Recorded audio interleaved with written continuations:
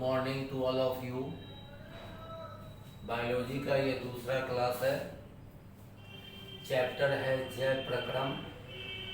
इसके पहले वाले लेक्चर में आपको बताया जा चुका है कि जैव प्रक्रम क्या होता है, क्रिया क्या है और प्रक्रिया क्या है। क्रिया और प्रक्रिया में अंतर बताए हैं। पाचन कैसे होता है मनुष्य में ये बताए हैं। मनुष्य के पाचन अंग कौन कौन से हैं ये बताया है। पाचक ग्रंथियां क्या होती है ये बताया है। हम सभी बच्चों से ये गुजारिश करेंगे कि आप सभी लोग अपने अपने किताब को ईमानदारी पूर्वक पढ़ना स्टार्ट कर दें। समय किसी का इंतजार नहीं करता। परीक्षाएं अपने समय से होंगी, चाहे स्कूल कॉलेज कुछ भी बंद रहें। आगे क्या होगा ये हम भी नहीं जानते हैं। फिर भी जब हम लोग घर पे हैं तो अपना अपना काम ईमानदारी पूर्वक करना चाहिए। पढ़ाई में थोड़ा सा ध्यान देना है और पढ़ाई के लिए भी टाइम निकालना है और ईमानदारी पूर्वक किताब को देखना है। सारे डायग्राम को देखना है। सारे डायग्राम का घर पर पेंसिल रबर की मदद से डायग्राम को कॉपी पे बनाने का प्रयास करना है। उनके सभी अंगों का नाम लिखना है, लेवलिंग डायग्राम बनाना है और इस तरह से बनाते बनाते प्रैक्टिस करते करते ये चीज़ें हमें आ जाएंगी। जैसे इसके पहले के क्लास में मैं बताया कि पाचन तंत्र का एक फोटो आप अच्छा से बनाइए।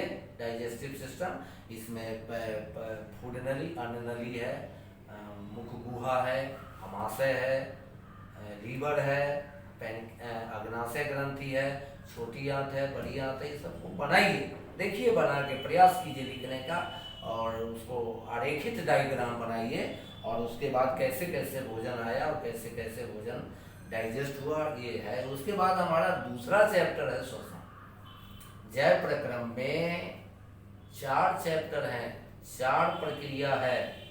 एक है पोषण या पाचन। पोषण पाचन लगभग एक ही चीजें हैं। पोषण क्या है और पाचन क्या है। पोषण का मतलब हो गया हमारे द्वारा लिए गए भोजन में जो पोषक तत्व हैं उनका हमारा शरीर इस्तेमाल करता है, यूज में ले आता है। हमारा शरीर उसी भोजन से हमें एनर्जी देता है, उसी भोजन से, उसी पोषक पदार्थ से हमारे शरीर की टूट फूट की मरम्मत होती है, उसी से हमारा विकास होता है, उसी से हमारे शरीर को मेन चीज़ है ऊर्जा मिलती रहती है, जो हमारा शरीर रूपी मशीन चलता रहता है। तो भोजन हमको ऊर्जा देती है और भोजन ऊर्जा देने से पहले सभी जीवों के शरीर में पाचन होती है उसकी, तब जाके वो ऊर्जा देती है। तो वो चैप्टर एक अलग था। अब उसके बाद श्वसन था, इसके बाद परिवहन होगा और अंत में उत्सर्जन की बात आएगी। तो ये 4 सिस्टम का डिटेल नॉलेज लेना है, विस्तृत अध्ययन कैसे होता है, कह देने से नहीं होता है। श्वसन क्या है, रेस्पिरेशन किसको कहते हैं।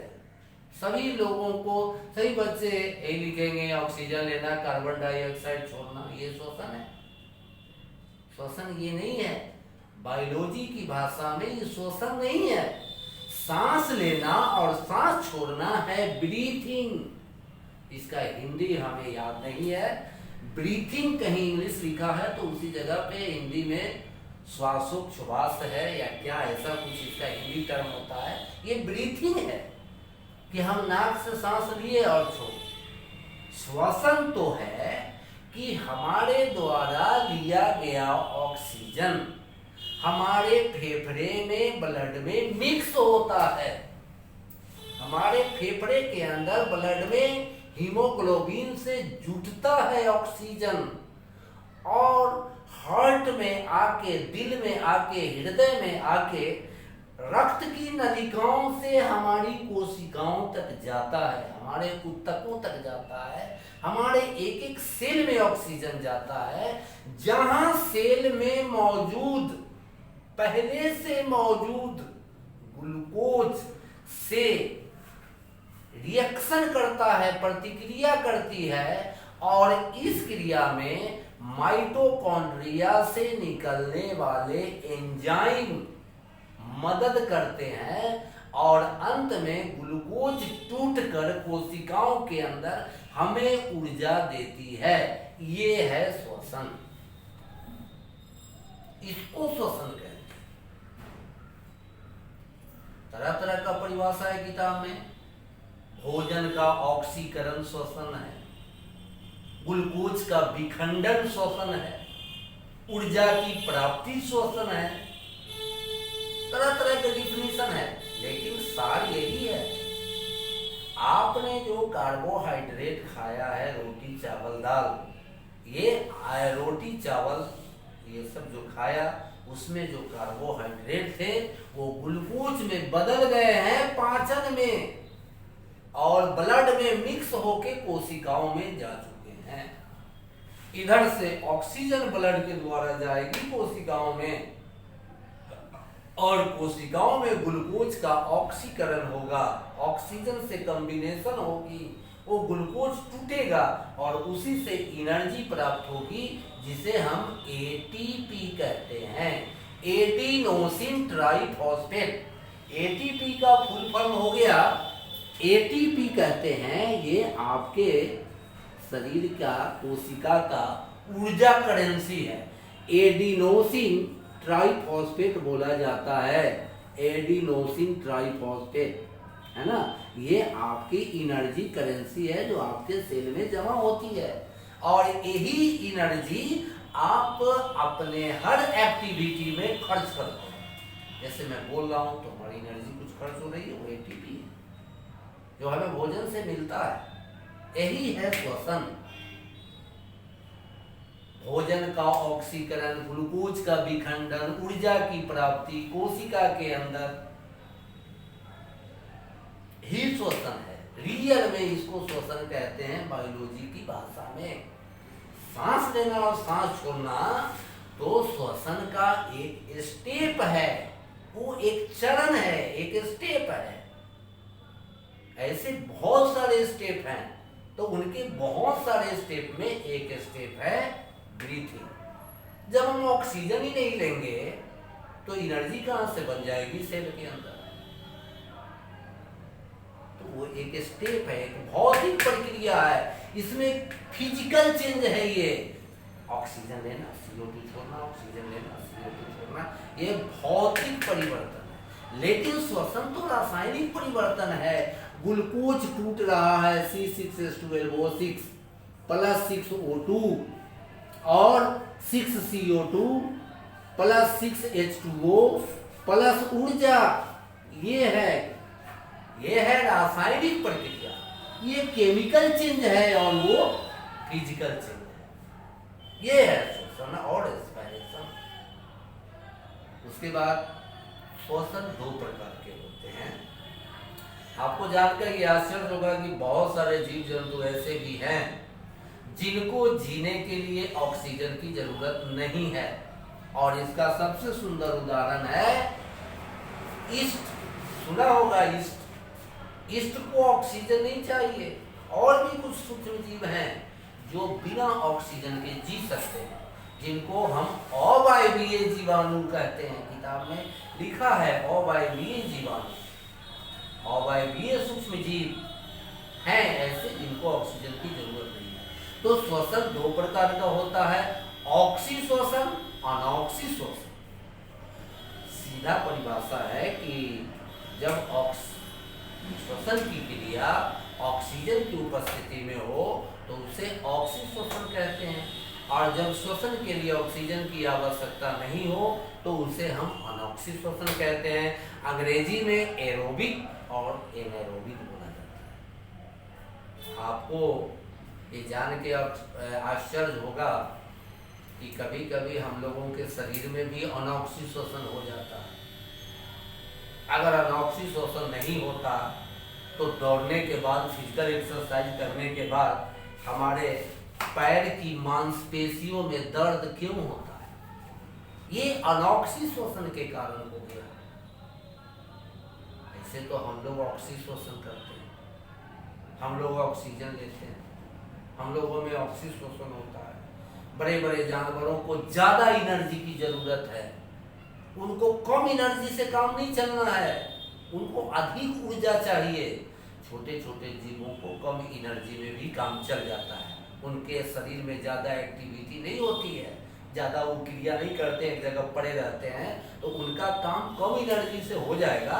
लेकिन जो बड़े बड़े जीव जंतु हैं उनको कम ऊर्जा नहीं चाहिए, इसी के लिए तो उनको फेफड़ा में ऑक्सीजन जाता है, बार बार जाते रहता है, निकलते रहता है, आते रहता है, जाते रहता है। इससे उनको ज़्यादा ऊर्जा मिलती है, तो उनको ज़्यादा काम करते हैं। तो ऑक्सीश्वसन ऑक्सीजन की उपस्थिति में हुआ, और ऑक्सीश्वसन ऑक्सीजन की अनुपस्थिति में हुआ।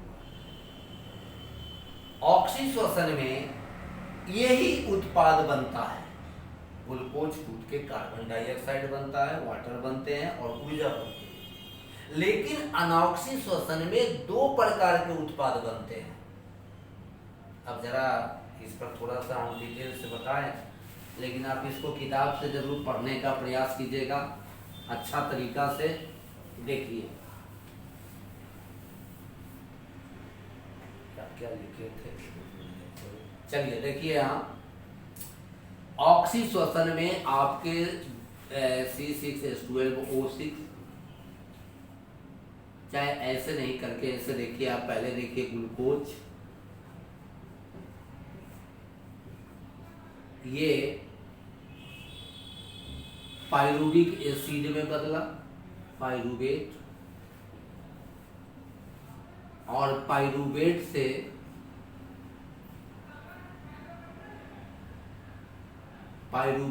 फिर ऊर्जा की प्राप्ति हुई। इसमें एक चरण है ग्लाइकोलाइसिस,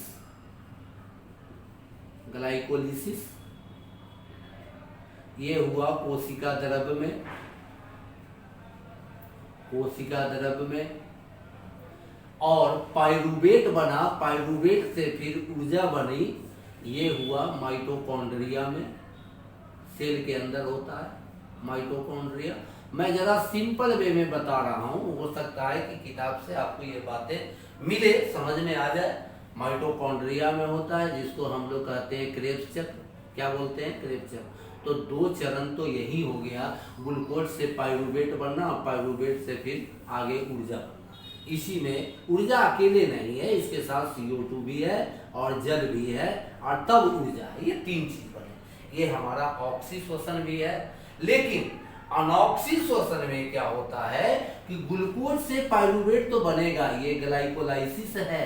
ग्लाइकोलाइसिस माने ब्रेक डाउन ऑफ ग्लूकोज, जो सेल साइटोप्लाज्म में या कोशिका द्रव्य में होता है, और पाइरूवेट बनने के बाद माइटोकॉन्ड्रिया वाला काम भी सेले में होता है, फिर ये दूसरा स्टेप शुरू हो जाता है। लेकिन जब अनॉक्सीश्वसन होगी तो इनका ई वाला उत्पाद बदल जाएगा। यहाँ से यहाँ तो सबके लिए कॉमन है, यहाँ से यहाँ बदलेगा अनॉक्सी में, ये बदलेगा, ये पोर्शन केवल बदलेगा, ये ऊर्जा वाला। यहाँ क्या होगा कि यहाँ पर आपको CO2 और एक और चीज बन जाएगा इथाइल अल्कोहल और ऊर्जा प्लस ऊर्जा। एक तो ये हुआ, और दूसरा लैक्टिक एसिड बनेगा, और ऊर्जा निकलेगी, लैक्टिक अम्ल प्लस ऊर्जा निकलेगी। हाँ? ये अगर ईस्ट में हुआ ये काम तो उसको हम लोग किण्वीकरण भी कहते हैं, फर्मेंटेशन भी बोलते हैं। और अगर मसल्स में, मांसपेशियों में जो आपका जकड़न आ जाता है दौड़ने पर, वो मांसपेशियों में आपका लैक्टिक अम्ल बन जाता है, इसलिए आपकी मांसपेशियां क्रैम्प्स कर जाती है, तन जाती है और दर्द होना शुरू होता है। तो अनॉक्सीश्वसन में ये दो चीजें हैं। दूसरा, ऊर्जा की मात्रा भी कम है। ऑक्सीश्वसन में 38 ATP बनता है एक ग्लूकोज मॉलिक्यूल से, एक मॉलिक्यूल इससे 38 ATP बनता है, जबकि अनॉक्सीश्वसन में मात्र 2 ATP बनते हैं। बताइए कितना कम एनर्जी बना। तो ये सब फंडामेंटल अंतर हैं जो आपको याद रखना है। ऑक्सी श्वसन क्या है, अनऑक्सी श्वसन क्या है, उनमें अंतर क्या है। इसके बाद दुनिया में तरह तरह के जीव जंतु हैं, पेड़ पौधा भी है, कीड़े मकोड़े भी हैं। सबका श्वसन किस तरीके से होता है इस बिंदु पर हम विचार करेंगे। तो देखिए, पेड़ हम लोगों में या बड़े बड़े जंतुओं में एक ही श्वसन अंग है। बस ये नाक से सांस लिए, फेफड़े में गया, फेफड़े में हीमोग्लोबिन में घुला ऑक्सीजन और हार्ट में गया, हार्ट से वो ब्लड के द्वारा पूरे शरीर में डिस्ट्रीब्यूट हो गया उस ऑक्सीजन का। लेकिन पेड़ पौधे में अलग अलग तरह के श्वसन अंग है। जड़ का श्वसन अलग अंग से है, तना का श्वसन अलग अंग से है, और पत्तों में श्वसन अलग अंग से होता है। जड़ में श्वसन की क्रिया मूल रोम से होती है। मूल रोम, जिसको हम लोग रूट हेयर कहते हैं, हवा जो मिट्टी के कणों के बीच होती है वो उसमें मूल रोम द्वारा ली जाती है। और तना में वात रंध्र, जिसको हम लोग लेंटिकल्स कहते हैं, उसके द्वारा श्वसन होता है। अब पत्ते में श्वसन सभी जानते हैं कि वो एस्टोमेटा से होता है। छोटे छोटे जो पत्ते में छिद्र होते हैं उनसे श्वसन की क्रिया होती है। तो पेड़ पौधे में 3 अंग अलग अलग श्वसन की क्रिया करते हैं। अमीबा में विसरण द्वारा ऑक्सीजन उसके शरीर में प्रवेश करता है। केचुआ की त्वचा भीनी रहती है, वहां भी विसरण द्वारा ऑक्सीजन जाता रहता है। कीड़े मकोड़े जो हैं उनमें, उनके शरीर में ये अगर कीड़ा मकोड़ा है तो उसके लैटरल साइड में छिद्र होंगे। यहाँ पर लैटरल माने पार्श्व में, बगल वाले पार्ट में छोटे छोटे छिद्र होते हैं, जिसको हम लोग अंग्रेजी में स्पाइरेकिल बोलते हैं। और हिंदी में क्या नाम है किताब से कंसल्ट कर लेंगे। स्पाइरेकिल से सांस लेता है वो, क्योंकि वो आगे से सांस नहीं लेता है।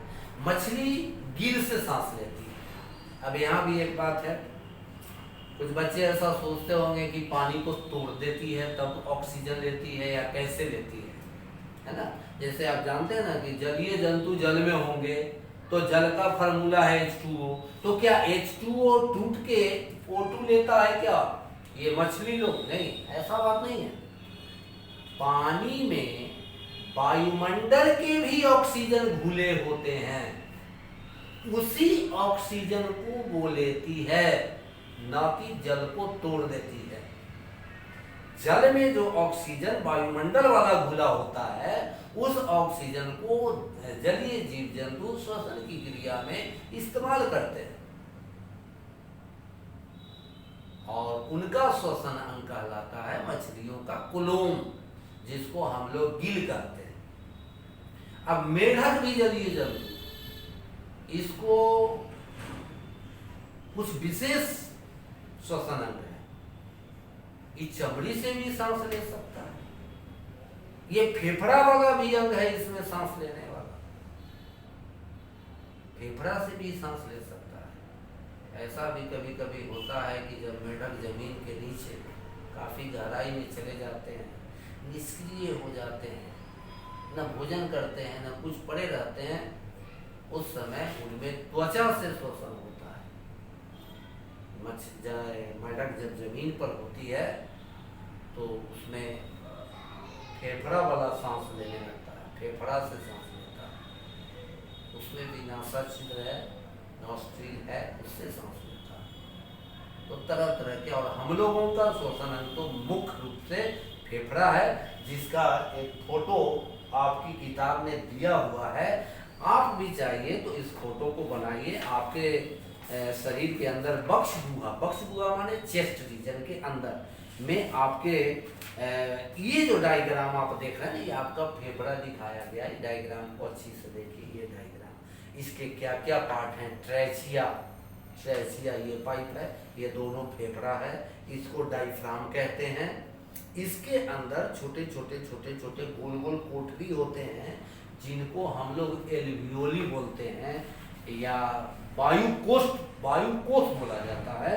फेफड़े के अंदर, और उसी में ऑक्सीजन और हीमोग्लोबिन का समागम होता है, और उसको हम लोग ऑक्सी हीमोग्लोबिन कहते हैं। इसे हम चलिए आपको वो छोटा सा बता देते हैं। ऐसा एक डायग्राम है, यहाँ पर समझ लीजिए इसको।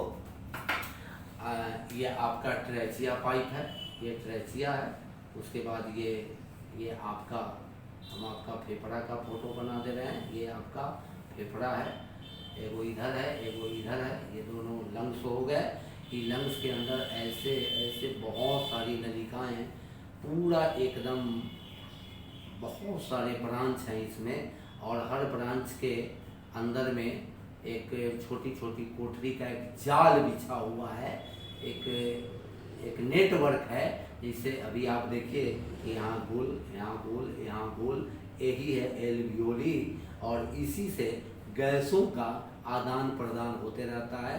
ऐसे ऐसे करोड़ों अरबों की संख्या में ये छोटे छोटे चैम्बर होते हैं, इन्हीं में ब्लड भरा हुआ है, और इसी में आपका ऑक्सीजन O2 नाक से लिया गया, ये ट्रेचिया है, इस पाइप से आया, दो भाग में बंट गया।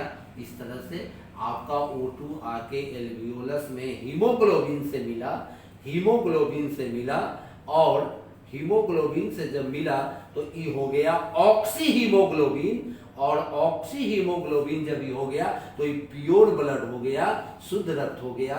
और ये शुद्ध रक्त ऑक्सीजन से मिलने के बाद हार्ट में चला गया, हार्ट में या दिल में या हृदय में, हार्ट से होल बॉडी, पूरे शरीर में चला गया, होल बॉडी में ऑक्सीजन लेके आपका ब्लड चला गया। जब ब्लड बॉडी से जब लौटेगा ब्लड हार्ट में दोबारा आने के लिए, तब वो लेके आएगा CO2, लेके जाएगा O2 और लेके आएगा CO2। तो O2 मिला हुआ ब्लड ही शुद्ध रक्त कहलाता है, और कार्बन डाइऑक्साइड मिला हुआ ब्लड अशुद्ध रक्त कहलाता है। आइए, दोनों अलग अलग नली में चलते हैं।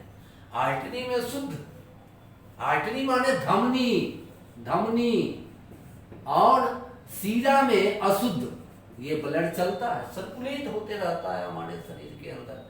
यही ना जाके ऑक्सीजन देगा आपकी कोशिकाओं में, तब ना ग्लूकोज टूटेगा, तब ना एनर्जी मिलेगी आपको। और फिर CO2 लेके जो आएगा हार्ट में आएगा, तो हार्ट से चला आएगा फेफड़ा में, हार्ट से फिर आएगा फेफड़ा में। अब फेफड़ा में कार्बन डाइऑक्साइड बाहर, ऑक्सीजन अंदर, CO2 बाहर और ऑक्सीजन अंदर। इस तरह से एल्वियोलस में ही गैसों का आदान प्रदान होता है। अच्छी तरह से किताब की मदद से पढ़ के समझिए और डायग्राम बनाइए, आपको भी आ जाएगा। ये सब चीजें कोई बहुत बड़ी चीज नहीं, सब आ जाता है, पढ़ते पढ़ते खुद आ जाता है। तो इस तरह से गैसों का आदान प्रदान होता है। तो आपके श्वसन अंग कौन कौन से हैं उनका डायग्राम बनाइए, और श्वसन में और जो कुछ बात बची है उसको हम अगले दिन के क्लास में